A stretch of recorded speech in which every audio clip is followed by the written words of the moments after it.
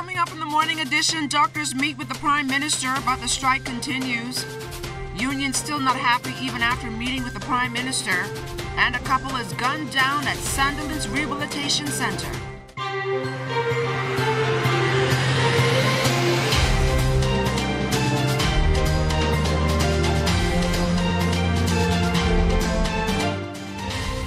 There are 20 days left to go before the Christmas holiday. Good morning to all of you. I'm LaDawn Davis, and this is the Morning Edition. Thank you so much for waking up with us. And joining us live here on the Morning Edition to tell us how things are shaping up weather-wise is Chief Meteorologist Basil Dean. Good morning, Basil. Good morning, LaDawn. Our tower cam showing some shallow ground fog in the western portion of New Providence, and that should hang around for about another hour or so. Once the sun comes out, we expect that fog to burn off. But until then, it will be restricted visibility a bit, so motorists are asked to exercise extreme caution, at least for the next hour. Taking a look at our satellite picture, you can see there's a frontal system heading our way, and hence we are in that warm sector with the light winds and relatively cool temperatures, hence the development of those shallow ground fog. But we will see some change in that later on during the afternoon when 1 or 2 showers will work its way into the forecast. Outside of our studios, few clouds, temperature 68 degrees, your relative humidity 93%. We have near calm winds. They're out of the north at about 2 miles per hour. Barometric pressure 1,017.0, that's millibars, 30.04 inches, and it is steady.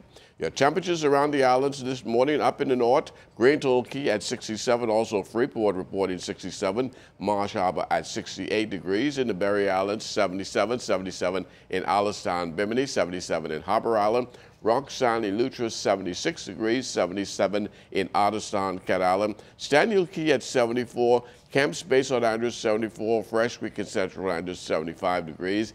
In San Salvador and Rum Key, it is 77, 78 in Clarencetown, Long Island, also Crooked Island at 78.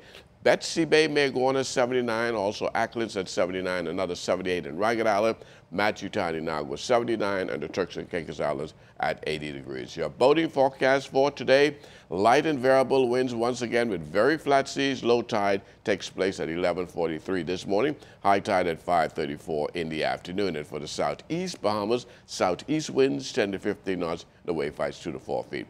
That's going to do it for your first look at weather, the morning edition. Stay tuned. Your forecast for today and tonight is still ahead. Thanks a lot, Basil. Meanwhile, traffic reporter Sieska Adderley is at the roundabout on JFK near the police station, to tell us what is happening on our streets. Sieska? Good morning. This morning's traffic report, we're coming to you live from the intersection of John F. Kennedy and Coral Harbor Road at the roundabout. And this morning, as you can see, it's foggy. It's a foggy Tuesday. And we're talking with Sergeant Jerron Thompson with how that's going to impact your morning commute. Good morning, Sergeant Thompson. How are you? Good morning to you. Good morning, Bahamas. The fog is going to present some visibility issues. And as persons who are traversing this area, we advise that you traverse with due care and attention. Turn on your headlights and not your hazard lights. So when you are signaling from the left lane or the right lane, the motorists behind you will be able to see. There are some serious issues in the area of Gladstone Road because the visibility is much poorer than it is in this area.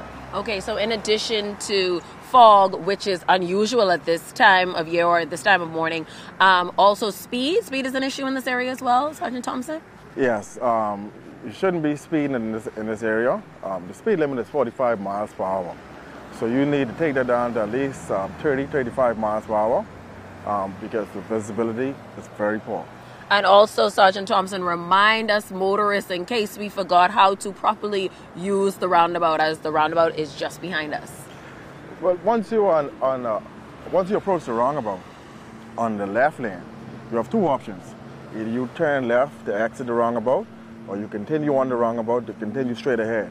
If you're on the right lane, you also have two options.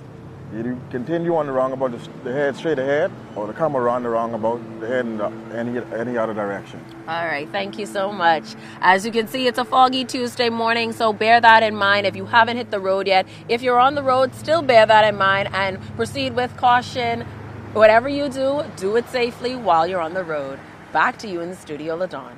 Thanks a lot, Sieska. Now on to our top story this morning. Prime Minister Dr. the Most Honorable Hubert Minnis kept his promise and met with leaders of over 40 unions yesterday in an effort to address their concerns. The executive team of the Consultant Physician Staff Association was the first group to meet with the Prime Minister. However, the strike continues. Fern Carey reports. Senior doctors in the public healthcare system adopting a wait-and-see attitude after meeting with Prime Minister Dr. the Most Honorable Hubert Minnis at the office of the Prime Minister Monday. The intervention by the nation's chief was an attempt to resolve the doctors' outstanding concerns about their working conditions and pay raises. This after the senior doctors withdrew their services last week, prompting the cancellation of elective surgeries at the Princess Margaret Hospital. Following the meeting, President of the CPSA, Dr. Loxley Munro, said the session did assist in moving the process forward. He has committed to resolving the issue at his whatever empowerment he has. It has not been resolved at this moment. However, he has organized a meeting of priority between the CPSA, the Financial Secretary, Mr. Marlon Johnson, and some persons from the Ministry of Finance. And that meeting is supposed to take place within the next 24 hours or so. As to when the senior doctors will return to work, Dr. Munro responded this way. Return to work is going to depend on an acceptable agreement. And until such time as we have such a document that's signed off on, then returning to work is not on the table as yet. We have been negotiating now for nearly 3 years. We have resolved some of the issues. The financials obviously is causing a problem. The Prime Minister wanted me to say that he thought that the meeting went extremely well and that there's some financial issues that will be addressed tomorrow in a subsequent meeting with the Financial Secretary. Fern Carey, ZNS Network News. And after that meeting with the Prime Minister yesterday, union heads still seemed unsatisfied with resolving their issues. Keishla Adderley reports. Labor Minister Senator the Honorable Dion Folk said the Prime Minister's meeting with the country's labor leaders was productive, with all sides getting an opportunity to air their concerns. We're very pleased that all of the union presidents showed up, including those from the NCTUB and the TUC. We're very pleased that each one of them had an opportunity to address their specific issues with the Prime Minister directly. Though grateful for the Prime Minister's intervention, many of the labor leaders we spoke to said they were hoping to have timelines for resolution. Head of the Nurses Union, Amantia Williams, for one, said she's still moving ahead with Tuesday's strike vote. Well, December the 4th is the day that we answer back to the Prime Minister and to PHA. We got a letter yesterday at 2 p.m. from the Deputy Director of Managing saying that the shift change has been deferred until further notice. It was a waste of my time. I got to be in grading people's papers. I just will have to wait and see, because the myriad of complaints that exist among the unions could not be addressed today. So we just want to thank the Prime Minister. All I want to say, thank you to the Prime Minister for reaching out to the labor movement. But all I saw it as was an opportunity to regurgitate the same problems that we have been articulating for years and years and years. Rehashing of issues that would have been presented prior to now. No update on any of the issues that were presented before. And so, in my opinion, a courtesy call. The Labor Minister assured that efforts are underway to address all of the union's concerns. He also responded to comments from some labor leaders that a general strike may be pending due to the industrial unrest in the country. It all depends on the unions to make a decision what's in the interest of their membership. The government have to consider the interests of the entire country. And I think that the Prime Minister is doing a good job in striking that balance. Keishla Adderley, ZNS Network News. Police are still searching for two men who gunned down a couple at the Sunderland's Rehabilitation Center yesterday. A man known to police was leaving the hospital with his girlfriend after receiving physical therapy for injuries related to a gunshot wound. The couple was approached by two men in a black SUV who opened fire on them. The man tried to make his escape on foot, but the gunmen continued to discharge their weapons, injuring him fatally. Donnell Osborne, former BPL board chairman, has filed a lawsuit regarding her dismissal from that company. Letters have been sent to the Office of the Attorney General seeking redress. Attorney General Carl Bethel denied that there is a lawsuit, but that discussions have taken place. Osborne was dismissed as BPL board chairman in the summer. At that time, Works Minister Desmond Bannister cited conflicts among board members, which led to many clashes on key issues. Osborne's attorney, Alfred Sears, has declined comment at this time. And still to come, we're going to make a visit to Butters Something Different with Siaska Adderley. That story and more when the Morning Edition comes right back.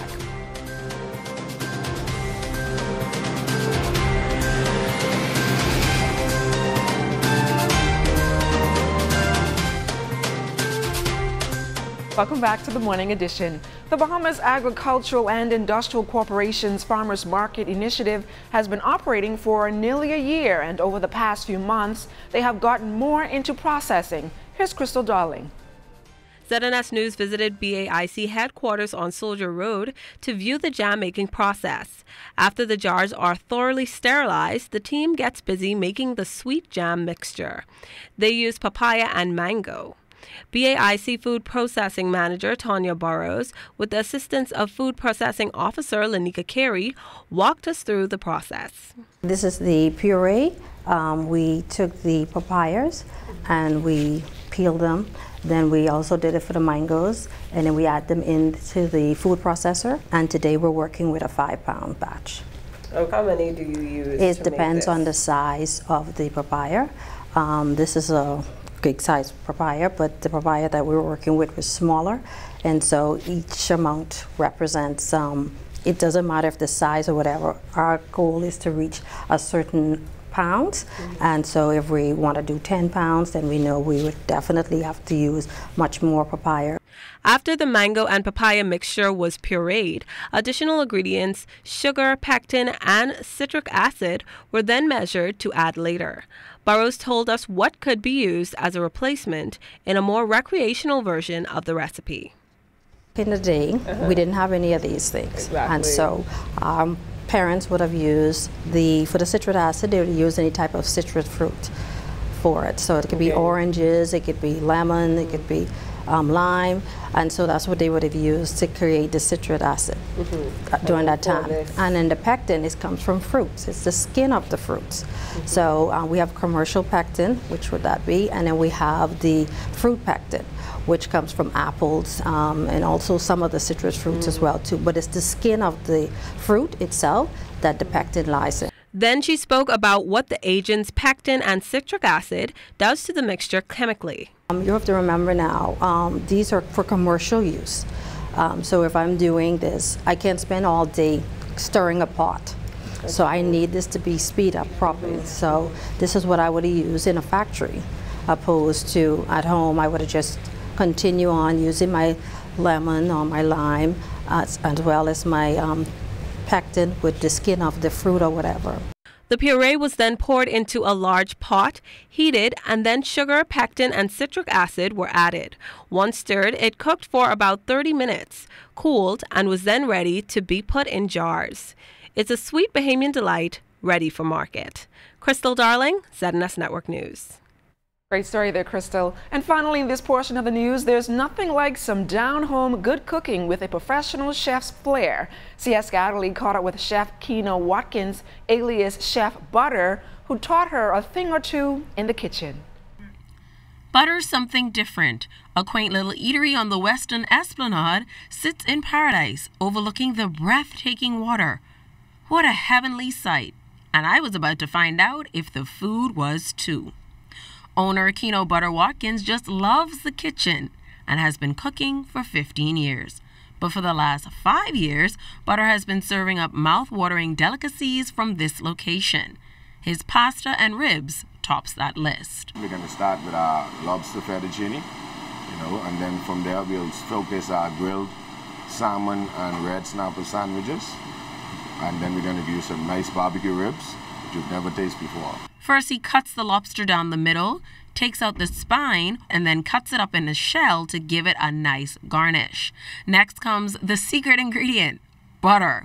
He throws it into the skillet with herbs and vegetables and then adds in some seasoning. Right now, I just let it fry down a bit so the lobster can be cooked a little bit. And then I add my milk.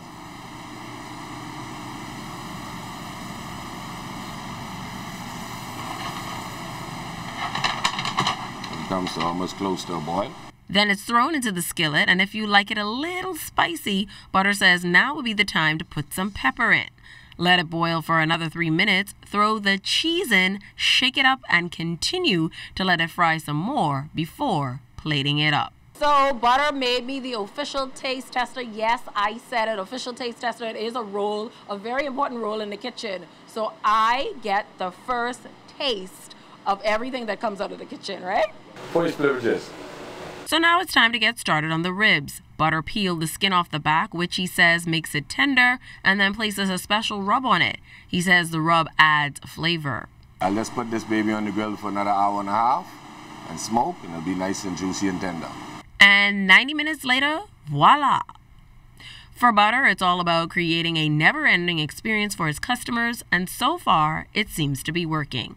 I see new people every day, you know, I get a nice tourist clientele.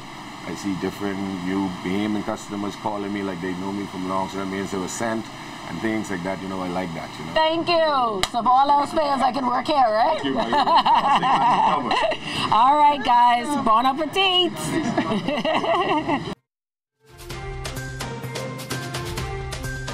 Johnny, with all of this cooking, Sieska should be a chef in the kitchen, eh? You see that, right?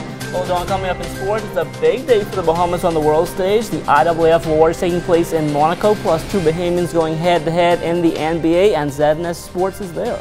That story and more ahead in sports.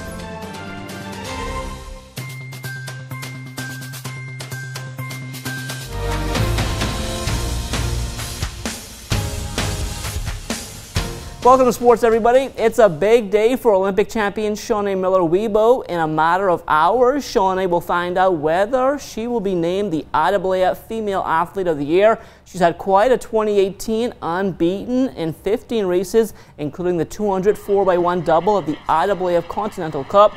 She has the world lead and 3 wins in the 400, including the fastest time since 2009.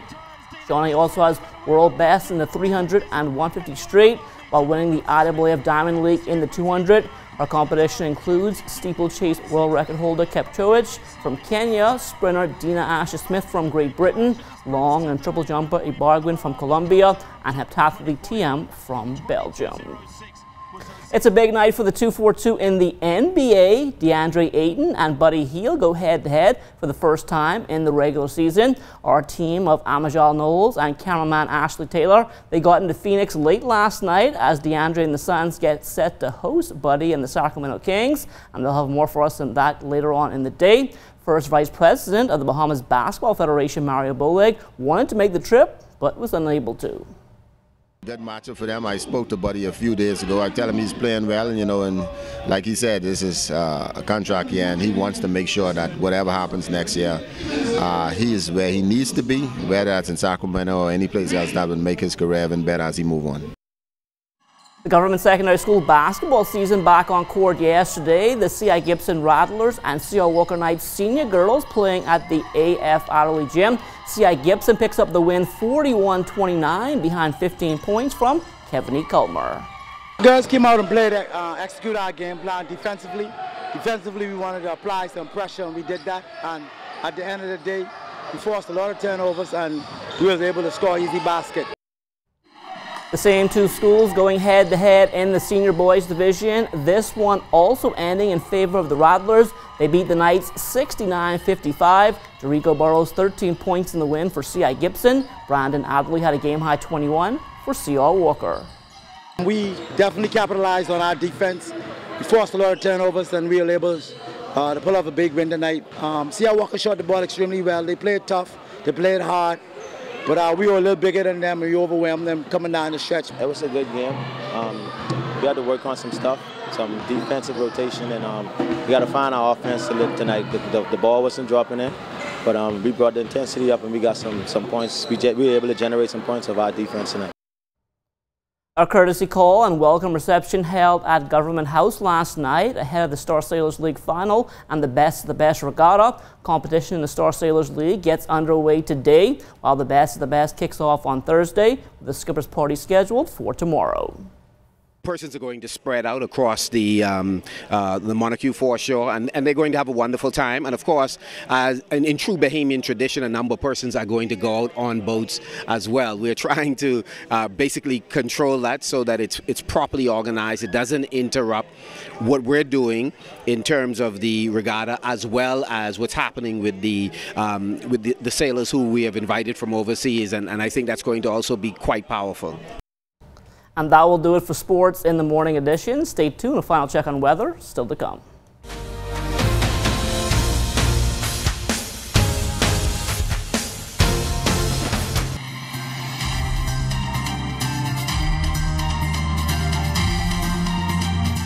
In our final look at weather, Tower Camp still showing some shallow ground fog in the western portion of the province, which is restricting visibility. Hence, motorists are asked to exercise extreme caution during the morning hours, at least for the next hour. We anticipate that it will start to burn off within the next hour.